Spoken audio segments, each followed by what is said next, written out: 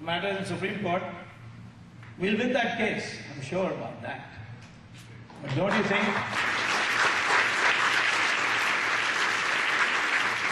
Don't you think that the Muslims, in a spirit of brotherhood, should give it up? Saudi Arabia one day demolished. Saudi Arabia regularly demolishes masjids.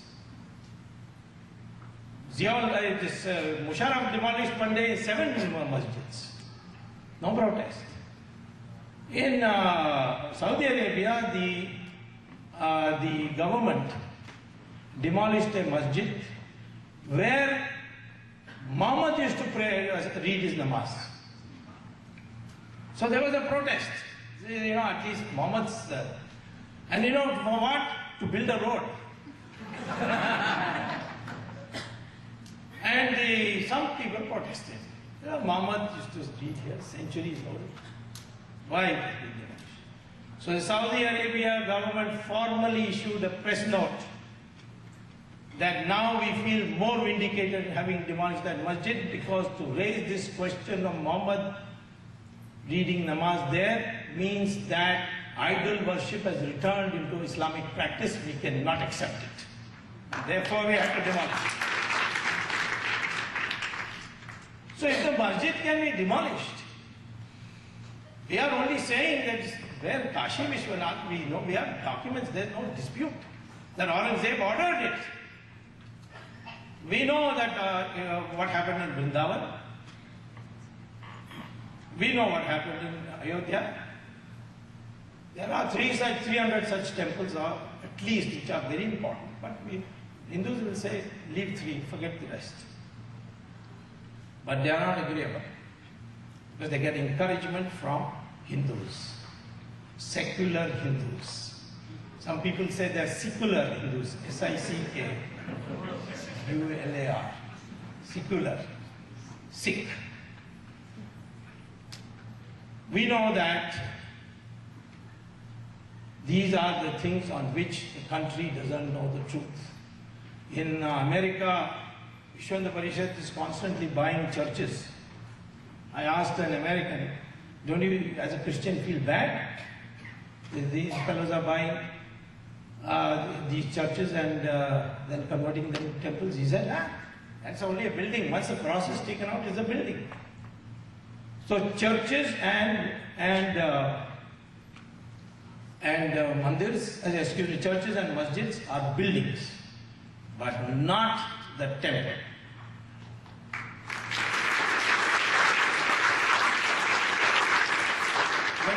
When I became Minister of Law, a file was put up before me saying that when Rajiv Gandhi was Prime Minister, Rajiv Gandhi's only mistake in life was getting married to the wrong woman.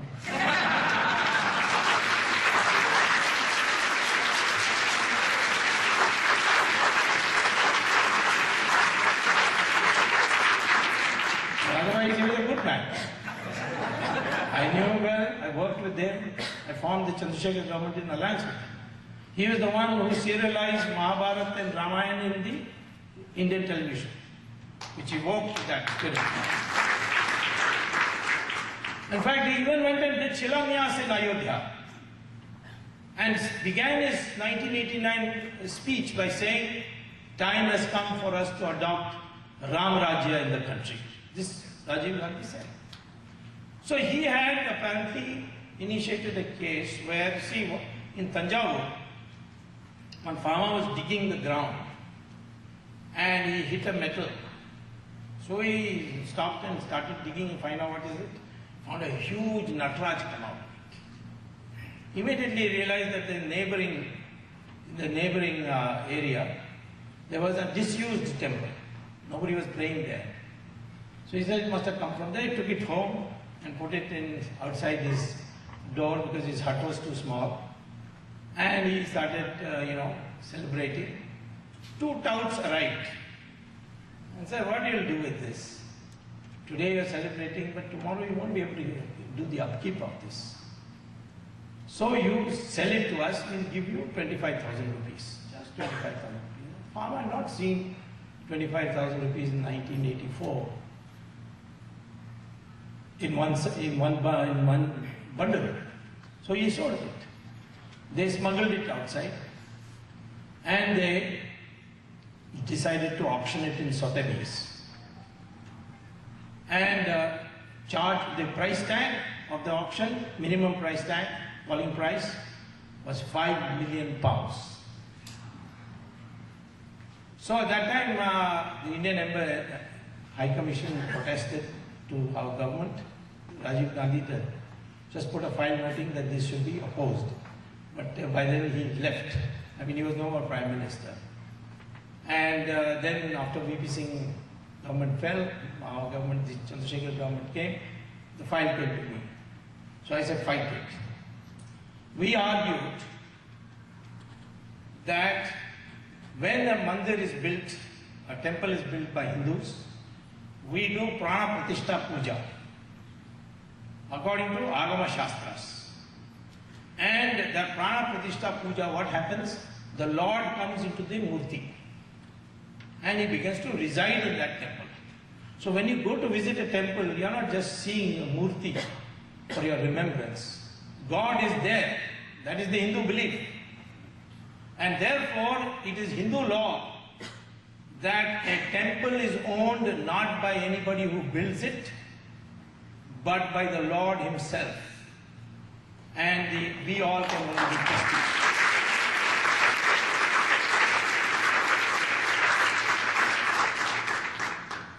That's what the Allahabad High Court judgment also says. That Ram Lala is the owner of that central portion of the Babri Masjid. And the others are trustees. Well established. And then the House of Lords upheld our view, returned the Nataraj's, that brass thing, and then the judgment says that in Hindu theology it is well established by the government of India that a temple once built is always a temple whether it is in use or disuse and shall remain without being demolished by anybody.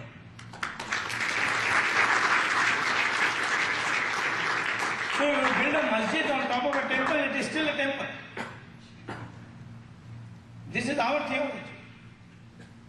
Supreme Court of India says the masjid is a building. If there is real brotherhood, if there is to be real brotherhood between Hindus and Muslims, then of course they should give it back. Privately they all say we respect Ram. In fact, one of their poets who later went to Pakistan, I forget his name, he described Ram as Imam-e-Hind. Let me tell you one thing about Islamic thinking. I admire the Muslims on only one thing. Their mind is clear. I despise the Hindus on only one thing. They are a confused bunch. Muslims know what they want to do. And every day you can see examples of that. Muhammad divided the world into three parts. Darul Islam, where Muslims are in power. No caring for any majority or minority. Islamic law shall prevail, Sharia will reign. So in Saudi Arabia, which is Darul Islam, you cannot build a temple. You got 2 million workers, Hindu workers in these countries. You cannot build a temple in Saudi Arabia, like you are building temples here. You cannot celebrate Diwali inside your house. You cannot carry a photograph of Ramchandra ji in your pocket. If you do, terrible punishment. Will we say that this is reciprocity in India? You cannot build masjids in India, can you say that? You can't read namaz in India, can you say that? You can't have iftar party, can you say that? We don't, we are different. But the Muslims are clear that if it is Darul Islam, then nothing for minorities. And they have already implemented it in India. Kashmir, Muslim majority. Can any non-Muslim be Chief Minister of Kashmir? In Maharashtra, Antole became, in Bihar they become, in many places they become. Our Attorney General is a Muslim, we don't object. But the Muslims in Kashmir, no. Even in districts where Muslims are majority, in say Mau in UP, you cannot celebrate Diwali. They will not allow it. The MLA elected will ensure that he'll take out a pistol and start firing. In Meerut, it's slowly becoming like that.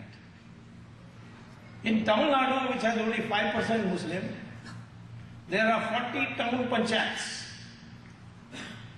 where Muslims are in majority. In the local body elections, they get elected because they vote as a bloc. And they take control. Go and see this, how the Hindus live there. I myself was taken by Hindus, thanks to Vishwa Hindu Parishad's leader Vedantam. I was taken there and I was shocked. Next to Vellore is a small town panchayat called Mel Visharam, where 75% are Muslim, fully developed with money given by the state for local bodies.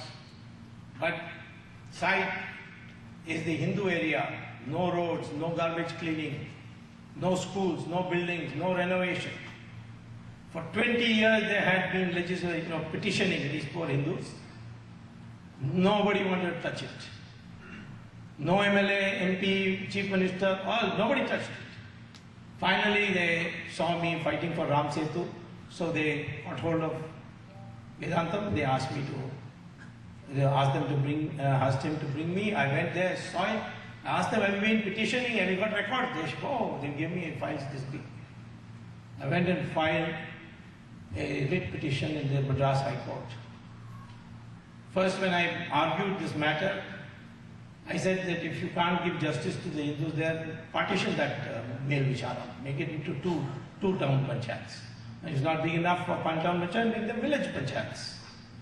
The Chief Justice got very upset with me and he said, you're trying to communalize. I never expected you to do this. I told her, Sir Chief Justice, if you can tell me only one sentence, that minority means only Muslims and Christians, and Hindus can never be minorities anywhere, even if they are only 10% of the population, I'll walk out of this court. Then he said, what did you mean by that? So I produced that. The Chief Justice read through it.